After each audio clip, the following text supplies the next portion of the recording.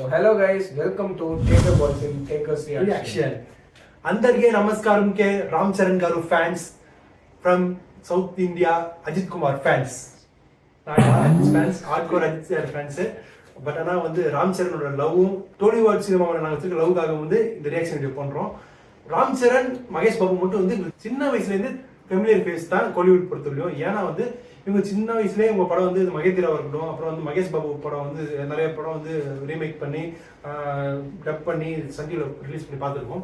So அதனால வந்து நாங்கள் சின்ன வயசில் ரொம்ப ரொம்ப சின்ன வயசில் ஒரு 10-12 வயசுல இருக்கும்போது கூட நாங்கள் வந்து ராம் சரணையும் மகேஷ் பாபு அப்புறம் வந்து நாகார்ஜுனும் இந்த 3 பேருமே தான் எங்களுக்கு டோலிவுட் சினிமாவில் வந்து சின்ன வயசுல எல்லாருக்குமே தெரிஞ்ச ஒரு ஆக்டர்ஸாக இருந்தாங்க. ஆனால் நாங்கள் லேட்டாக அதுக்கப்புறம் அடல்ட் ஆனதுக்கப்புறம் வந்து என்டிஆராக இருக்கட்டும், அப்புறம் வந்து அருந்தா இருக்கட்டும், பவன் கல்யாண் சாராக இருக்கட்டும், பிரபாஸ் இவங்களாம் லேட்டாக தெரிய வந்துச்சு. பட் இவங்களுக்கு வந்து எப்போதுமே ஒரு கைண்ட் ஆஃப் ஆடியன்ஸ் உண்டு ராம் சரணுக்கும் மகேஷ் பாபுக்கும் எப்போதுமே வந்து அந்த நாகார்ஜுனுக்கும். ஏன்னா வந்து சின்ன வயசுலேருந்தே அந்த இந்த படம் பார்த்துருப்பீங்களா, ஒரு படம் சோனியா சோனியா சொக்க வைக்கும் சோனியா, அது அவ்வளோ ஞாபகம் இல்லையா? அந்த படம் உங்களுக்கு தெரியும் நினைக்கிறேன். அது எல்லாருமே படம் பார்க்காம தெரிய மாட்டாங்க. தமிழ்நாடு யாருமே வந்து சட்டியில் அவ்வளோ பாட்டு கேள்விப்பட்டிருக்கோம். ஒரு சிடி மாதிரி அந்த தேஞ்ச சிடி போட்ட மாதிரி தேய்ச்சி அந்த படம் வந்து அவ்வளோ ஞாபகம் இருக்கு. கிளைமேக்ஸ்ல கண்டெய்னர்லாம் அப்படி இல்லை. ஸோ அது தொடர்ந்துனாவே அந்த மகதீரா படம், அந்த காஜல் அந்த ஒரு படமே வந்து அது அந்த படம் அந்த பாட்டு ஒன்று அப்படியே பீக் ரைட்டிங் சொல்லுவாங்க. யாரு பேருன்னு நம்ம பாகுபலி டைரக்டர் ராஜமௌலி. அப்புறம் வந்து இந்த அளவுக்கு பிரைட் இல்லை அவரு. ஆனாலும் அப்பவே வந்து வேற ஒரு சூப்பரா ஒரு என்னது ஒரு பேன் இந்தியா ஹிட் இல்லாம சவுத் இந்தியால ஒரு ஹிட் எப்படின்னா வந்து பாஸ்ட்லயே இருக்கும் பிரசன்ட்லயே இருக்கும். அப்படி ஒரு டிஃபரெண்ட் ஸ்டோரி வந்து மேக் பண்ணி ரெண்டு டைம்லைன் வச்சு மேக் பண்றது அவ்வளவு ஈஸி கிடையாது. பட் ஆனா அந்த டைம்லயே அவர் பண்ணி வந்து ப்ரூவ் பண்ணாரு பெரிய டேரக்டர் ராஜமௌலி. அண்ட் நம்ம ராம் சரண் அதுக்கு ஏற்ற சம் பர்ஃபார்மன்ஸ் பண்ணிருப்பாரு. அந்த பேக் அந்த 19,500 டைம்ல எல்லாம் அந்த குதிரை சூப்பராச்சு. நீங்க எல்லாம் இப்ப பாத்துருப்பீங்க ட்ரிபிள் ஆர்ல அவர் குதிரையை ஓட்டிலாம். ஆனா வந்து 10 வருஷம் முன்னாடி அந்த படம் பாத்தீங்கன்னா தெலுங்கு ஆடியன்ஸே நிறைய பேர் பார்த்துக்க மாட்டீங்க. அது ரொம்ப இப்போ 2K 10 கிட்ஸ்லாம் பிறந்தவங்களாம். பட் ஆனால் டைம் வந்து அந்த படம் போய் பாருங்க. மகதீரெல்லாம் one of the chart buster movie Ram சரணோட கேரியர்ல. அதுக்கப்புறம் இப்போ லாஸ்ட்டாக ட்ரிபிள் ஆர் பார்த்துருப்போம். அது மூலியமா ஆல் ஒரு இந்தியாவுக்கே தெரிய வந்துச்சு ராம் சரண். அண்ட் அதுக்கப்புறம் லேட்டராக வந்து கேம் சேஞ்சர் வந்து ஒரு பேன் இந்தியா ரீச் தான் ரிலீஸ் ஆச்சு. பட் ஆனால் அன்பார்ச்சுனேட்லி அந்த படம் பெருசாக ரீச் வரல. ஒரு மிக்ஸ்டு ரிவ்யூனால வந்து ராம் சரணுக்கு ஒரு டவுன் கிரேட் தான் சொல்லி ஆகணும். பட் ஆனால் இந்த பீடியில் வந்து அவர் வந்து அதை வந்து காம்பன்சேட் பண்ணிட்டு ஓவர் கம் பண்ணிட்டு வராரா இல்லைன்னு பார்ப்போம். ட்ரெய்லர் தான் வந்து இப்போ வந்திருக்கு, நாங்களும் பார்க்கல. பட் ட்ரெய்லரோட போஸ்டர் இருக்குல்ல, அந்த ஒரு மாதிரி மஸ்குலர் பாடியோட நிற்கிற மாதிரி அதே கொஞ்சம் ப்ராமிசிங்காக இருக்குது. இந்த படம் ஏதோ ஒரு சம்பவம் பண்ண போகுது. ஸோ தெலுங்கு ஆடியன்ஸ் எல்லாருக்குமே நாங்கள் என்ன சொல்லிக்கிறோம்னா, தெலுங்கு படம், தமிழ் படம், ஹிந்தி படம்லாம் பார்க்க மாட்டோம். எந்த படமே இருந்தாலுமே சரி, நல்ல படம் கொடுத்தா நாங்கள் சப்போர்ட் பண்ணுவோம் சவுத் இந்தியா கோலிவுட்லேருந்து. அண்ட் அதே மாதிரி தான் நீங்களும் சப்போர்ட் பண்ணி பார்த்துருக்கோம். எக்ஸாம்பிள் வந்து இப்போ இருக்க லோகேஷ் சாராக இருக்கட்டும், அப்போ இருக்க சங்கர் சாராக இருக்கட்டும், அவங்க படம்லாம் வந்து தெலுங்கு ஆடியன்ஸ் எவ்வளோ போனால் இப்போ கருப்பு கூட கருப்பு பார்த்தீங்கன்னா தெலுங்கு வெர்ஷனில் மட்டுமே அந்த வீரபாபு சம்திங் வரும். அதில் தெலுங்கு வெர்ஷன் 250 டிக்கெட்ஸ் வந்து புக் மை ஷோல மட்டும் புக் ஆயிருக்கு. ஒரு சரியான ரெக்கார்டு தான் பார்க்கணும். ஏன்னா வந்து தெலுங்கு படமே அந்த அளவுக்கு பெருசாக பண்ணுறது இல்லை. பட் ஆனால் வந்து சூர்யா சார் ஒரு கம்பேக் கொடுத்தது ரொம்ப சந்தோஷமா இருக்கு. ஸோ நம்ம டைம் வேஸ்ட் பண்ணாமல் ட்ரெய்லர் பார்த்துலாம். அதுக்கப்புறம் அதோட ப்ளஸ் மைனஸ்லாம் உங்கள்கிட்ட ஷேர் பண்ணுறோம். ஸோ டேக்கர் பாய் சேனலுக்கு யாராவது புதுசாக வந்தீங்கன்னா சப்ஸ்கிரைப் பண்ணிடுங்க. மறக்காம. ஓகே, வாங்க வீடியோ கொடுப்போம்.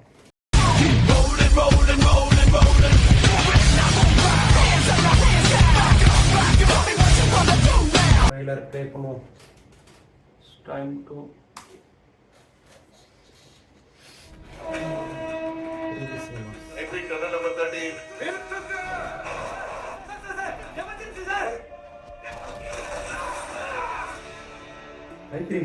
எந்த பையன் கிட்ட கேட்டாலும் ஃபேவரட் பிளே பாரதியை தவிர ஃபேவரட் பிளே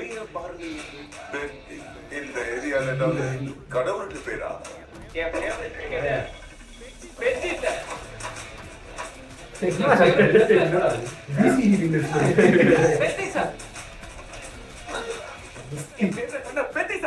ஏரியா பையனுக்கு பெத்தி கோயில் அந்த டைம்ல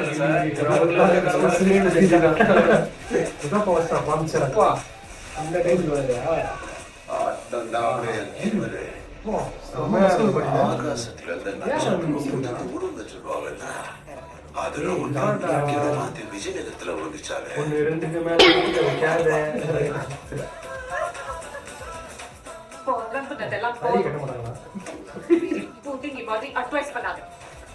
அப்படிடாடா எதுக்கு வேலைக்கு ஆகாம போயிருவேன். பேசக்கூடாதுமா. கிழிச்ச. எனக்கு ஆட்டத்துல ஜெயிக்க அதுக்கு உயிர் கொடுக்கணும்.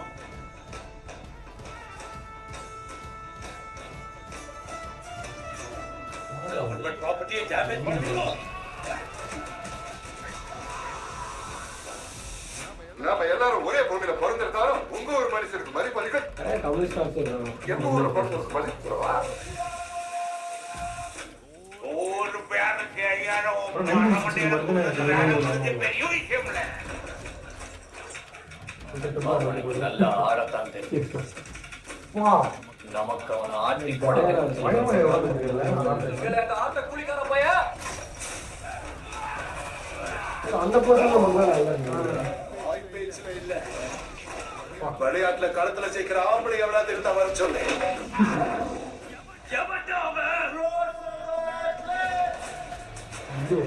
ஆட்டத்தை வந்து ஒரே ஆட்டம் ஆடுறவங்களுக்கு கொடுக்கிற பேர் என்ன?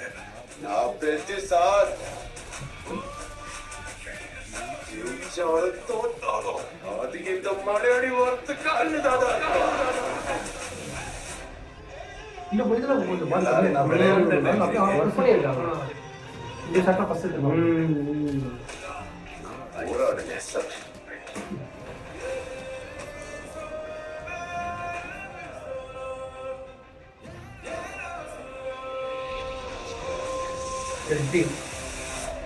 வீடி நச்சுருக்கோம் இந்த சட்டம்